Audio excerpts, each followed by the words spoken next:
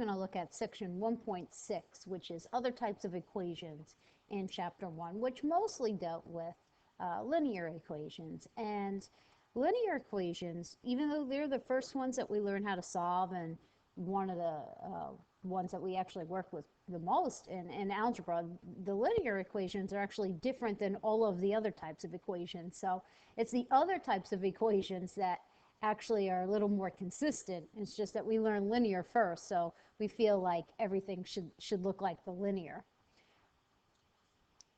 Let's see if we can move this forward. So first, let's look at some polynomial equations. And a polynomial equation could be linear, but it could also be that it's a quadratic, so a second degree, a third degree.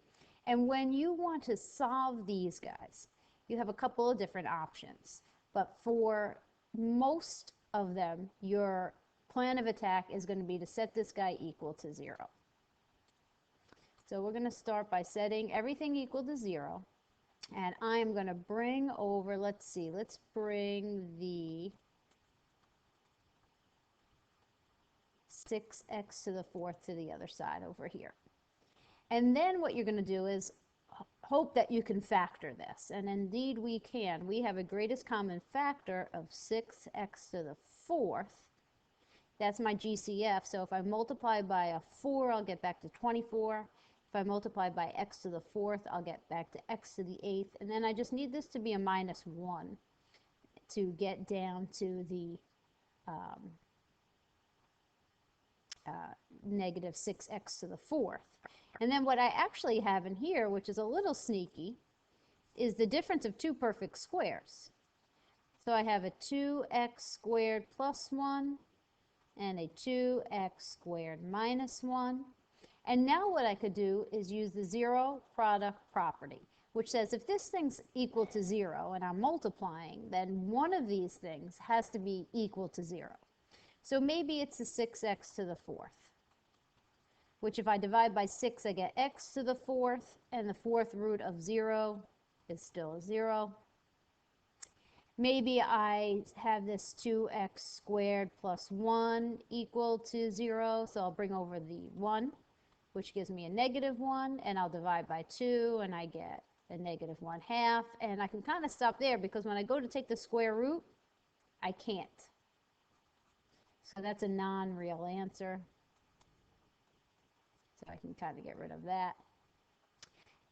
But this 2x squared minus 1 is going to be all right because when I add the 1 over, I get 2x squared equal to a 1. Divide by 2, I get a 1/2. And when I take the square root, that gives me, I'm kind of out of room, so I'm going to go like this. X is the positive or negative square root of x to the, not x, that positive square root of the 1/2. And so I have a possibility of 8 solutions, and this is something that we'll talk about in chapter 3. But for this, we're talking about a 0, a negative square root of a 1/2, and a positive square root of a 1/2. And those are going to be my possible solutions to this because this guy is non-real, so I don't have to worry about that. When I look at this one, I'm going to start the same way. I like to keep my leading coefficient positive, so I'm going to keep the x to the 4th over here and bring over the 13x squared and the 36. And this is one that would be listed under quadratic form. It's not a quadratic, right, because it's not squared. It's not a second degree equation. But it's kind of in quadratic form in that this, if I multiply this exponent by a 2, I get that. That's how you know it's in quadratic form. So I'm going to kind of pretend, and they'll probably do it like something like a u substitution for this x to the 4th. I'm just going to kind of pretend that it's an x squared and an x squared. Almost always this will work. Especially it will work if it's in quadratic form, but it's a good place to check. I'm looking for factors of 36 that when I add them I get a negative 13, so how about 4 and 9? Signs are the same, they're both negative, and lo and behold I have the difference of two perfect squares twice. So x plus 2, x minus 2, x plus 3, x minus 3. And then I can use my zero product property again. This one's a little bit easier to see than the first one that my solutions will be 2, -2, 3, and -3 when I use the zero product property. Get right in there. So the ones in quadratic form are actually a little bit nicer. Your first plan of attack is always going to be to go through and hope that you can factor everybody. You can graph these. This is the one that we just looked at, the x to the fourth minus 13x squared plus 36. If you graph it, you get this kind of W-looking shape, and so you can see here at -3, -2, and then there's my other one at +2 and +3. To find each one of these individually, it's going to take a little bit longer, actually, I think, than actually solving it. From the graphing calculator, once you put this into y equals, right, it looks like y1. Actually, I'll pull it up if I can get out of here. Let me find my calculator.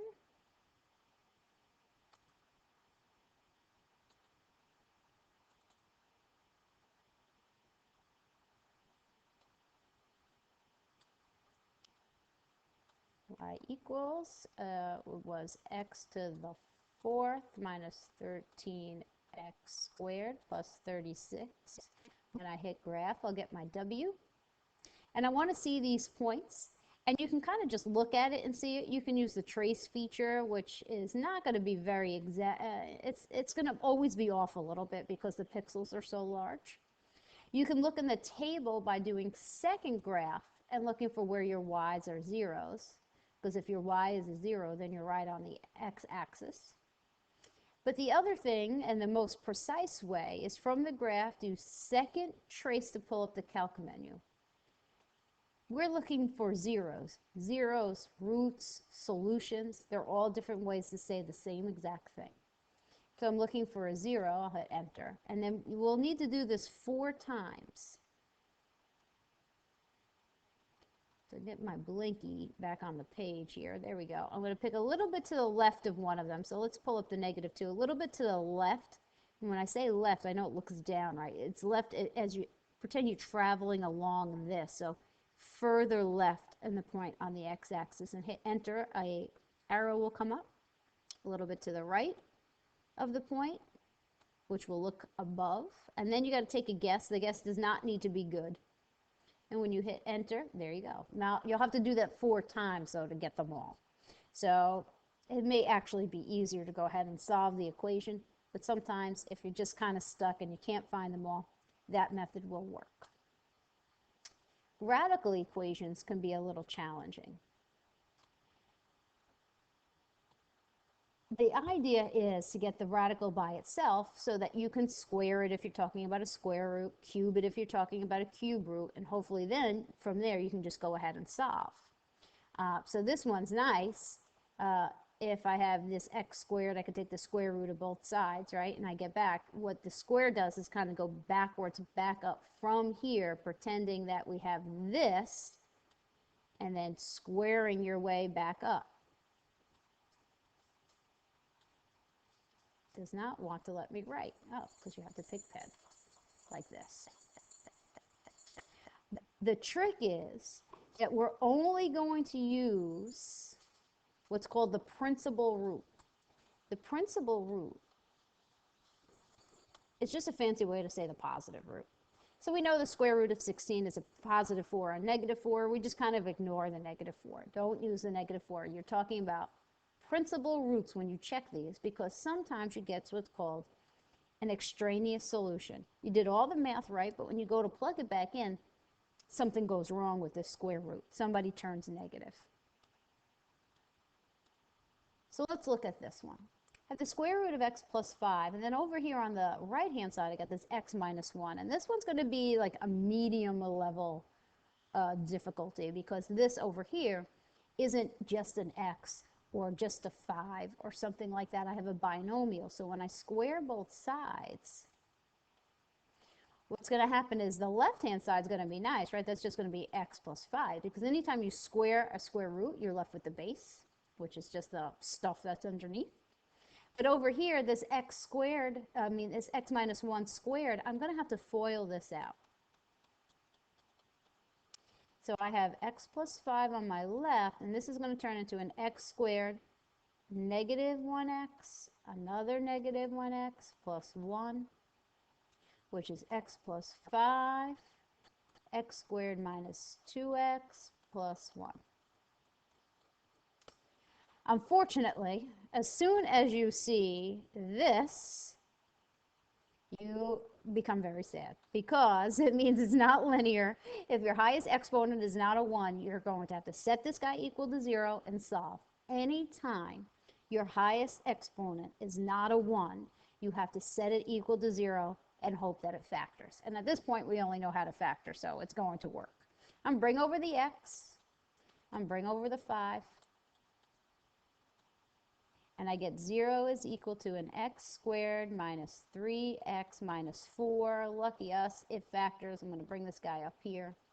Factors of 4 that when I subtract them, I get a negative 3. How about 4? 1 minus 4. So now I can use my zero product property. Maybe this x minus 4 is equal to 0, which means x is 4. Maybe this x plus 1 is equal to 0, and that would be a negative 1. Oop, 1. Looked like a 7 there, right? So now what you need to do, though, always with the radical equations, you must always check your radical equations. Linears and quadratics and all those other guys, you can kind of cheat, not check. You have to check with these. So let's check to make sure that we don't have any extraneous solutions. I'm going to squeeze it in right over here. So I'm going to check when x is a 4 first. 4 plus 5, is that the same as 4 minus 1? Well, that's the square root of 9 equal to 3. We're good because 3 is equal to 3. 4 gets to stay. All right, let's check the negative 1. Negative 1 plus 5, is that the same as negative 1 minus a 1? Well, that's the square root of 4 equal to a negative 2, but here's the problem. When we check, we only use the principal root. So this says 3 equal to 3. We just kind of ignore the negative guy. And this says 2 equal to negative 2. Well, that's not the same number. So he's the extraneous. Often, not always, but very, very often, the negative is your extraneous solution. So mathematically, we did everything right before. But when you go to plug this guy back in, you don't get the principal roots. And so therefore, we're going to say that that negative 1 is extraneous, and I have one solution, just the 4. This has to do with real-life applications of these types of things. Like you can't sell negative 1 boats, or you can't run negative 1 miles. So that's why we tend to wind up having to get rid of the negatives. Again, you can put this guy in your graphing calculator, look for where it intersects. Probably just, you're looking for just the 0. You got a couple of different ways that you can solve these. You can put this in y1 and this in y2 and look for the intersect. And this will walk you through how to go through that. Again, I think this is probably not the best way to go about it,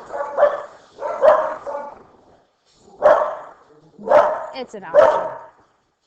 And somebody had to walk by my house. The dogs did not like that.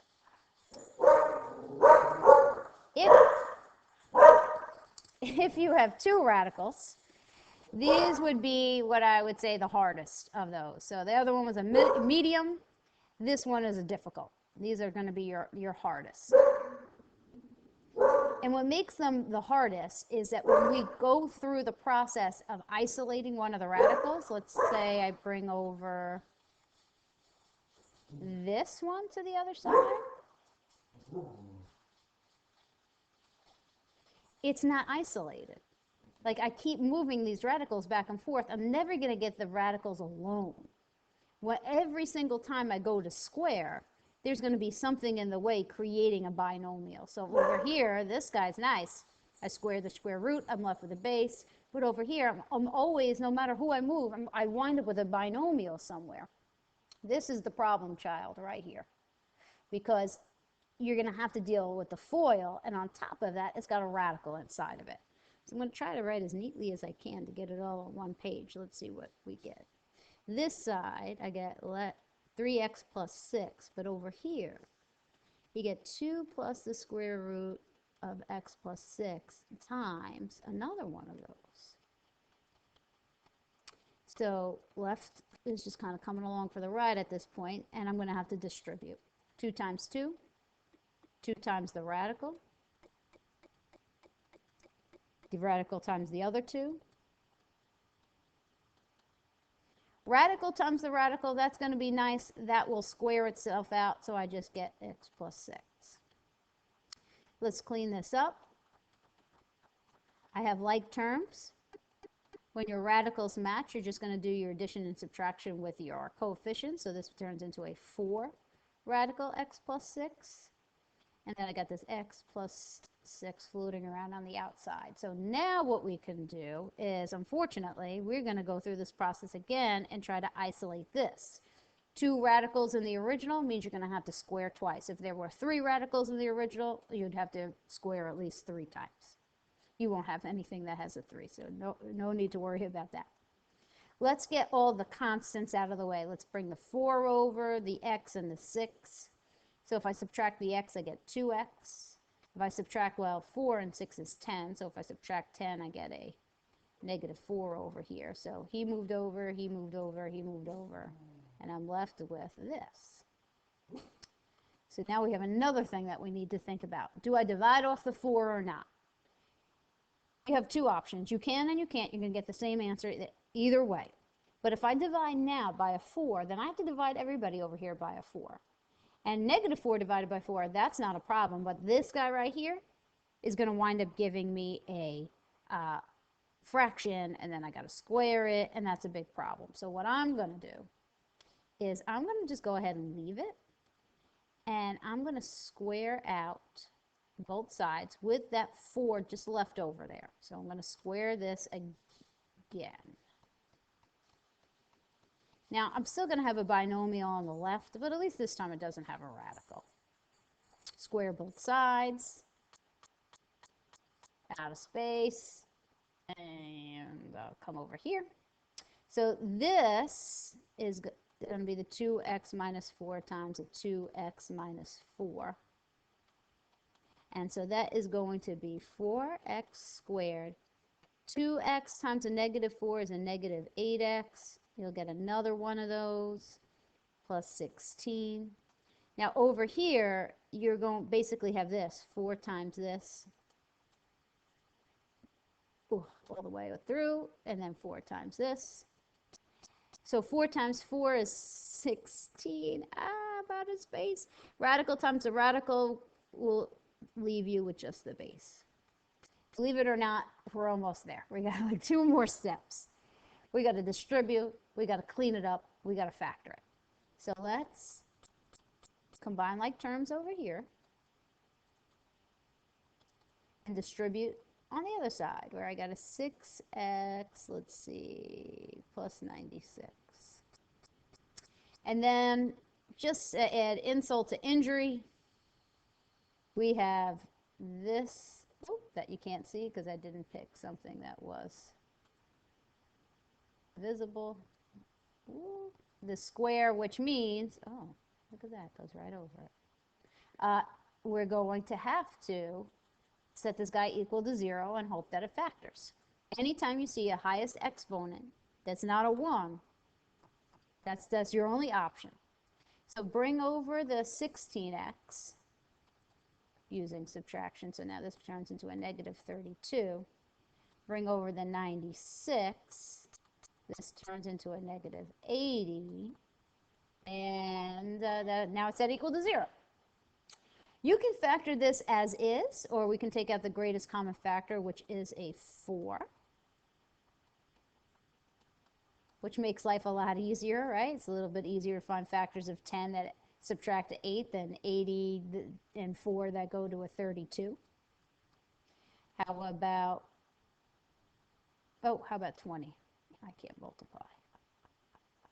How about a minus 10 and an x plus 2, which gives me all of that work for maybe it's a 10, maybe it's a negative 2. And then you got to check them. Is If I plug in a 10,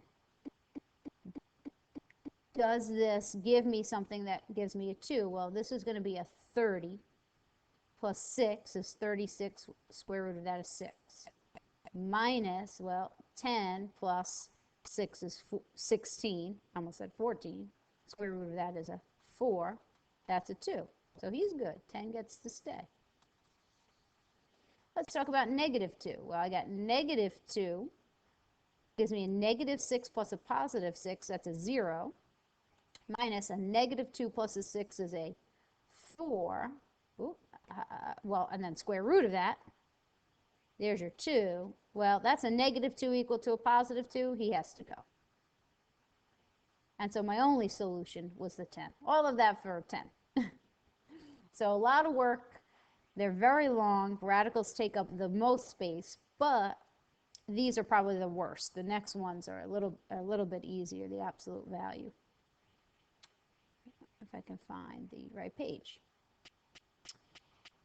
Radical equations in this form, where I have these rationals, really aren't as bad as they look. This is just an ugly way to write a radical.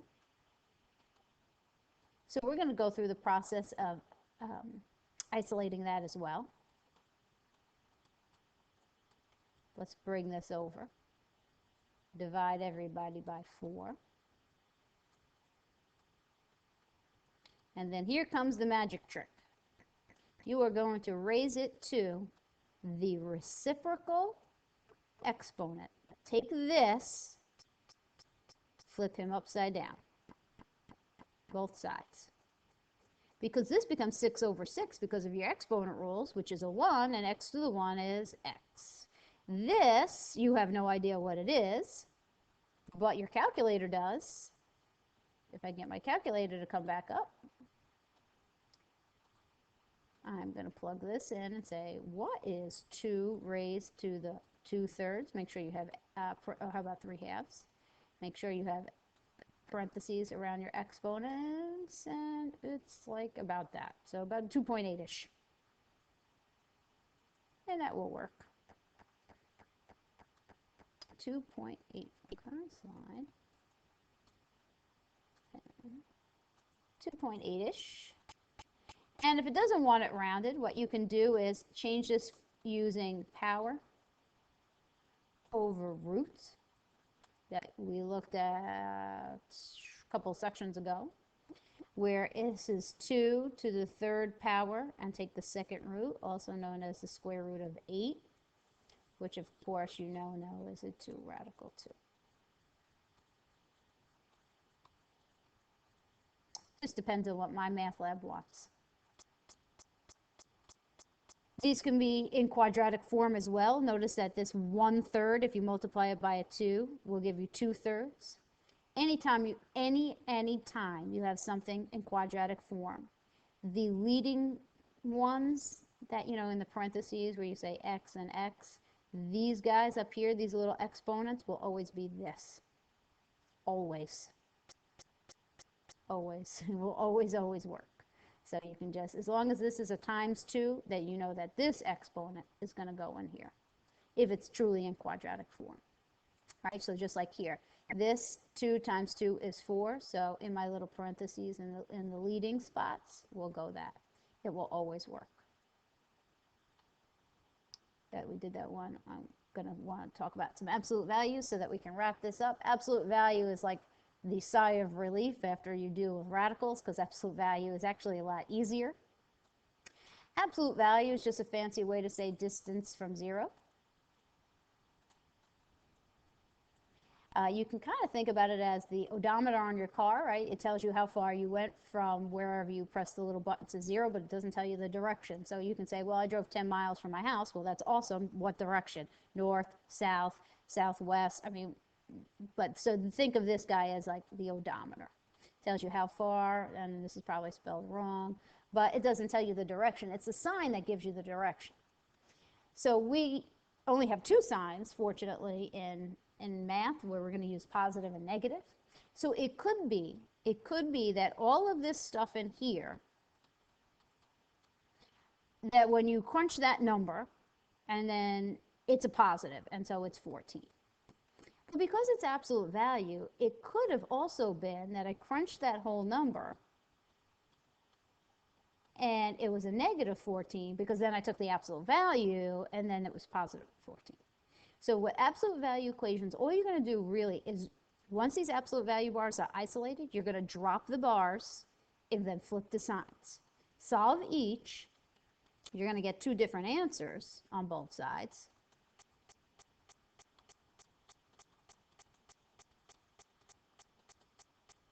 But you'll get two answers. The only time you ever just get one answer for an absolute value is if it's set equal to 0 and this guy in here is linear. We'll probably only be dealing with linears inside here.